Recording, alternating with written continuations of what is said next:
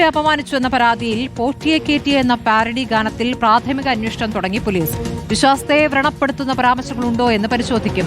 തിരുവാഭരണ പാത സംരക്ഷണ സമിതിയാണ് പാരഡി ഗാനത്തിനെതിരെ ഡിജിപിക്ക് പരാതി നൽകിയത്. ഇതിനിടെ പാട്ടിനെ ചൊല്ലിയുള്ള രാഷ്ട്രീയ പോരും തുടരുന്നു. പാരഡി ഗാനം വിശ്വാസത്തെ ഹനിക്കുന്നതാണെങ്കിൽ നടപടി വേണമെന്ന് LDF കൺവീനർ TP രാമകൃഷ്ണൻ പറഞ്ഞു. തെരഞ്ഞെടുപ്പ് തോൽവിയുടെ കാരണം കണ്ടെത്താതെ പാട്ടെഴുതിയ കുട്ടികൾക്കെതിരെ കേസെടുക്കാൻ മെനക്കെടുകയാണെന്ന് ASSC general secretary KC Venugopal ആരോപിച്ചു. അപ്പോൾ വിശ്വാസത്തെ ഹനിക്കുന്ന നിലയിലാണ് ഈ പാരഡി വന്നതെങ്കിൽ സ്വാഭാവികമായിട്ടും അത് പരിശോധിക്കേണ്ടതാണ്. LDFനെ അതൊന്നും പ്രതിസന്ധിയിലാക്കിയിട്ടൊന്നുമില്ല. തെരഞ്ഞെടുപ്പിൽ തോറ്റാൽ തോറ്റതിന് യഥാർത്ഥ കാരണം കണ്ടുപിടിക്കണം. എന്തുകൊണ്ടാണ് തോറ്റത് അത് കണ്ടുപിടിക്കാതെ പല പാട്ടെഴുതിയ കുട്ടികളെയൊക്കെ കണ്ടുപിടിച്ചിട്ട് കേസെടുക്കാൻ മെനക്കെട്ടാൽ ഒരു പാട്ട് കൊണ്ടാണ് ഇലക്ഷൻ ജയിക്കുന്നത്. സോണിയാഗാന്ധിയെക്കുറിച്ച്, നരേന്ദ്രമോദിയെക്കുറിച്ച്, അല്ലെങ്കിൽ പിണറായി വിജയനെക്കുറിച്ച് എന്തെല്ലാം പാട്ടുകൾ ആരൊക്കെ എഴുതിക്കൊണ്ടിരിക്കുന്നത്. ആ രീതിയിൽ അതിനെ കാണുന്നതിന് പകരം അത് വേറെ രീതിയിൽ കാണുന്നതിനാണ്. അതിലും വർഗീയത കാണുന്നതാണ് ഞാൻ മനസ്സിലാക്കുന്നത്. തെരഞ്ഞെടുപ്പിന് ശേഷവും അവരുടെ വിലയിരുത്തൽ തന്നെ കണ്ടാൽ മനസ്സിലാക്കുമല്ലോ. ഭരണ പരാജയമല്ല, ഭരണത്തിന്റെ മേന്മയാണ് ഇത്രയും സീറ്റ് UDFന് കിട്ടിയെന്ന് അവർ കണ്ടുപിടിച്ചിരിക്കല്ലേ സംസ്ഥാന കമ്മിറ്റി കൂടിയിട്ട്. റഹീസ് റഷീദും വിവരങ്ങളുമായി അർജുൻ കല്യാട്. ഇപ്പോൾ ആരുടെ പരാതിയിലാണ് അന്വേഷണം നടത്തുന്നത്? ഈ പരാതിയിൽ എന്താണ് പറയുന്നത്? സ്മൃതി, അതായത് തിരുവാഭരണ പാത സംരക്ഷണ സമിതിയുടെ ഭാരവാഹികൾ നൽകിയിട്ടുള്ള പരാതിയിലാണ് ഇപ്പോൾ ഇതുമായി ബന്ധപ്പെട്ടുകൊണ്ടുള്ള പ്രാഥമികമായിട്ടുള്ള അന്വേഷണം ആരംഭിച്ചിരിക്കുന്നത്. നിലവിൽ ഇപ്പോൾ എന്തായാലും കേസെടുത്തിട്ടില്ല.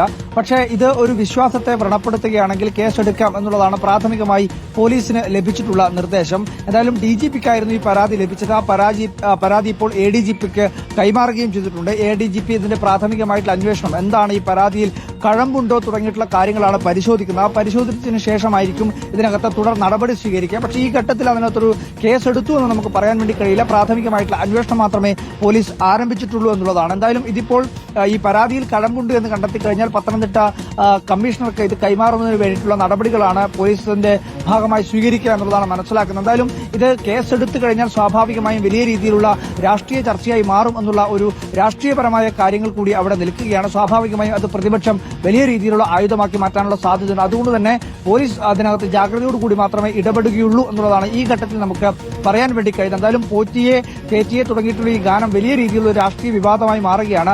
അതിനെ ഒന്നുകൂടി അതിന്റെ വേഗത അല്ലെങ്കിൽ അതിന്റെ തീവ്രത കൂട്ടുന്ന രീതിയിലുള്ള നടപടി പോലീസിന്റെ ഭാഗത്തുനിന്നുണ്ടാവുമോ? അതിനകത്ത് ഈ പറയുന്ന മതവിശ്വാസത്തെ വ്രണപ്പെടുത്തി എന്ന വകുപ്പ് ഉൾപ്പെടെ ചേർത്തുകൊണ്ടുള്ള കേസെടുക്കുമോ തുടങ്ങിയിട്ടുള്ള കാര്യങ്ങൾ ഇപ്പോഴും ഒരു വ്യക്തത വന്നിട്ടില്ല. അങ്ങനെ എടുത്തു കഴിഞ്ഞാൽ അത് വലിയ ഒരു രാഷ്ട്രീയ ചർച്ചയായി തന്നെ മാറും. ഇപ്പോൾ തന്നെ അത് വലിയ വിവാദമായി മാറിയിട്ടുണ്ട്. അതിനെ ഒന്നുകൂടി ആക്കം കൂട്ടുന്നതിന് മാത്രമേ ഈ കേസ് കൊണ്ട് ഉപകരിക്കുകയുള്ളൂ എന്നുള്ളതാണ് CPM-ഉം ഇടതുപക്ഷവും കരുതുന്നത്. അതുകൊണ്ട് തന്നെ ആ തരത്തിലുള്ള ഒരു നടപടി മാത്രമേ പോലീസിന്റെ ഭാഗത്ത് ഉണ്ടാവുകയുള്ളൂ എന്നുള്ളതാണ് മനസ്സിലാക്കുന്നത്. ശരി, റഹീസ് റഷീദ്. റഹീസ്, ഇപ്പോൾ പാട്ടാണോ പ്രശ്നം, സ്വർണ്ണക്കൊള്ളയാണോ പ്രശ്നം എന്നതാണോ UDF ഉന്നയിക്കുന്നത്? UDF ഇത് ആയുധമാക്കുമ്പോൾ സ്വർണ്ണക്കൊള്ളയുമായി ബന്ധപ്പെട്ടപ്പോൾ ജയിലിലുള്ള നേതാവിനെതിരെ പാർട്ടി നടപടിയെടുത്തിട്ടില്ല, പാർട്ടിയിൽ തന്നെ തുടരുമെന്നുള്ളതാണ് ഏറ്റവും ഒടുവിലത്തെ നിലപാടും. അപ്പോൾ അതാണോ UDF ആയുധമാക്കുന്നത്? റഹീസ്,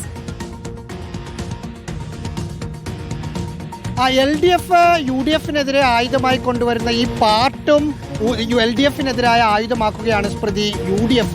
കാരണം മറ്റൊരു 1994 ദിലീപും നാദിർഷയും കൂടി ദേ മാവേലിക്കൊമ്പത്ത് എന്ന് പറയുന്ന ഒരു കാസറ്റ് ഇറക്കുന്ന സമയത്ത് ഈ പാട്ട് അന്ന് ആക്ഷേപഹാസ്യമായി വന്നിട്ടുണ്ട്. 91 മുതൽ 95 വരെ K കരുണാകരനായിരുന്നു അന്ന് കേരളം ഭരിച്ചുകൊണ്ടിരുന്നത്. K കരുണാകരൻ കാറിൽ അതിവേഗം സഞ്ചരിക്കുന്ന ആളാണ്, അതെല്ലാവർക്കും അറിയാവുന്ന കാര്യമാണ്. ആ സമയത്ത് അന്ന് നാദിർഷയും ദിലീപും പുറത്തിറക്കിയ ഒരു പാട്ടിൽ 20 കാറിൽ പെരുവഴിയിലൂടെ നിരനിരയായി പോകുമ്പോൾ എന്ന് പറയുന്ന മന്ത്രിയെ പയ്യപ്പോ മന്ത്രി എന്ന് പറയുന്ന ഒരു പാരഡി ഗാനമുണ്ട്. ആ പാരഡി ഗാനം 11 വർഷത്തിന് മുമ്പ് CPIM-ന്റെ CPIM-ന്റെ ചാനലായ കൈരളിയുടെ ഇപ്പോഴും അവരുടെ ഒഫീഷ്യൽ സൈറ്റിൽ യൂട്യൂബിൽ ആ പാട്ട് ഇപ്പോഴും കിടപ്പുണ്ട്. അന്ന് ഈ പാട്ടൊരു പ്രശ്നവുമില്ലായിരുന്നു. കൈരളിക്ക് വരെ അവരുടെ യൂട്യൂബിൽ അപ്ലോഡ് ചെയ്യാൻ പറ്റുന്ന ഇപ്പോഴും അവിടെ കിടക്കുന്ന ഒരു പാട്ടാണ്. പാരഡി പാട്ട് സന്നിധാനത്തെ പാട്ട് പാരഡിയാക്കുന്നത് പ്രശ്നമുണ്ടെങ്കിൽ അത് ഇന്ന് മാത്രമല്ല പ്രശ്നം, 1994 പ്രശ്നമായിരുന്നു, അല്ലെങ്കിൽ 11 വർഷം മുമ്പ് കൈരളി യൂട്യൂബിൽ അപ്ലോഡ് ചെയ്യുമ്പോഴും പ്രശ്നമായിരുന്നു എന്ന് പറഞ്ഞ് സാമൂഹ്യ മാധ്യമത്തിലൂടെയും മറ്റു മാധ്യമങ്ങളിലൂടെയും നിലവിൽ UDF-നെതിരെ LDF കൊണ്ടുവന്ന ഒരു പ്രചരണത്തെ നേരെ തിരിച്ചു വിടാനുള്ള ഒരു ശ്രമമാണ് UDF-ന്റെ ഭാഗത്ത് നിന്ന് നടക്കുന്നത്. സാമൂഹ്യ മാധ്യമങ്ങളിൽ അത്തരത്തിൽ വലിയൊരു ക്യാമ്പയിൻ UDF-ന്റെ ഭാഗത്ത് നിന്ന് നടക്കുന്നുമുണ്ട്. സ്മൃതി. ശരി, അർജുൻ കല്യാണും റഹീസ് റഷീദുമാണ് വിവരങ്ങൾ നൽകിയത്.